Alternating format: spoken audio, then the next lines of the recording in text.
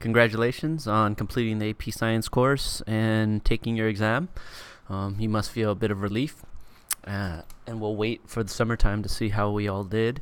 And so we have about 4 weeks to explore different computer science topics, and this is a time where I want to give you all different options, and you can choose what it is you want to do. Working in pairs, you can work alone, you can work in pairs, but no groups bigger than two. And so some options that I want to put forth is, first of all, Pygame is an option, right? So for those of you who took Intro to Coding last year, we have a primer on Pygame, and this could be time that you spend finishing the game that you were building last year, right? So if you need a primer, a refresher, you would go to my webpage here, go to this coding and game design, hit enter, and then this course here is the one that uses Pygame. So if you scroll down, here's Pong, the tutorials, and here's Density, the tutorials, and then here's Raiden talking about the camera. And then I posted up a couple of starter packs. So this one here is a starter file for a side scroller, and this is a starter file for like a top down where you're like moving around as an RPG. So that's one option. Another option would be using Raymond's material. So let's see, do I have it here?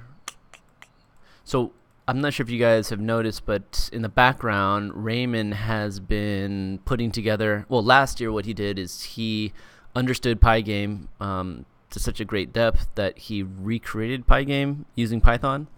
So he rebuilt the modules and the classes, and then as we went into Java, he's been working on the same type of program, the same type of library, a game design library in Java using Swing, which is like allows you to put visual components onto the screen.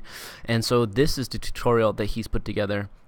What he has you doing here is making Pong, right? And so this is a written tutorial, but he is going to be putting together a video tutorial as well, so you can go through that at the same time, whichever suits your fancy. And so that's another option. Another option is I've been working on this web development module, and so if you go to courses, you scroll down here to full stack development, click, and then the password is full stack 17, and hit enter.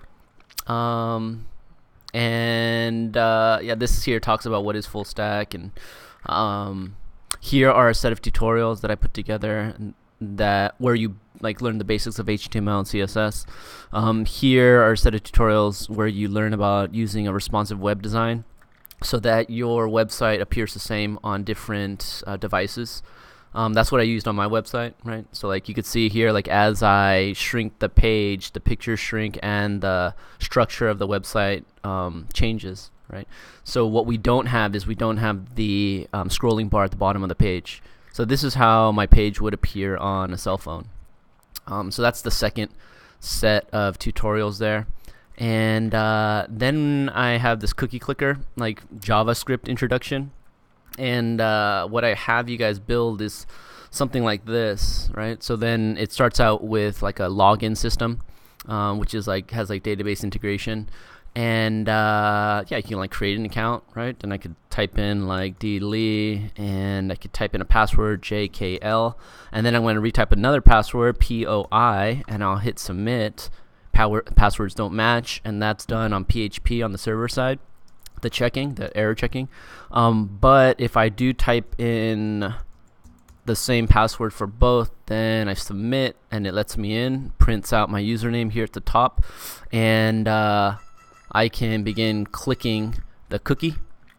And then as the number of cookies I have is equal to or greater than the cost of the building, these are all buildings, then we can buy the buildings, right? I can't buy the grandma right now. I'm clicking, but I can't do it.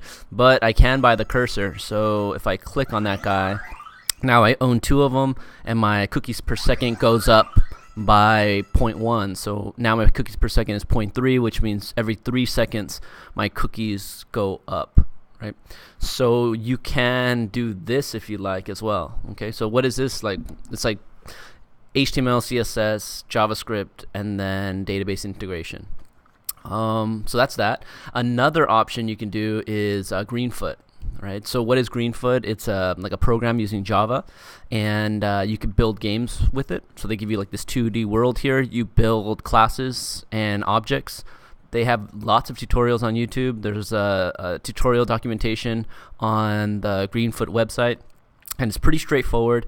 And so you can build something here. So different kinds of games that I've seen are like Battleship, top-down RPGs, shooter games, so things of that nature, right? So there's Greenfoot. And then, of course, lastly, if you have expertise in any, other programming language like Swift or, programming in Android, by all means, go ahead and do that. So you can choose your own path if you'd like.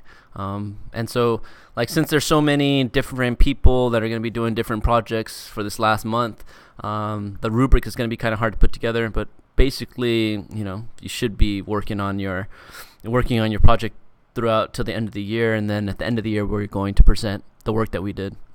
So those are the different options you have, and now it's time to choose what it is you want to do. So I'll give you 15-20 minutes to decide your partners, if you choose to work with a partner, and also what type of project you will build.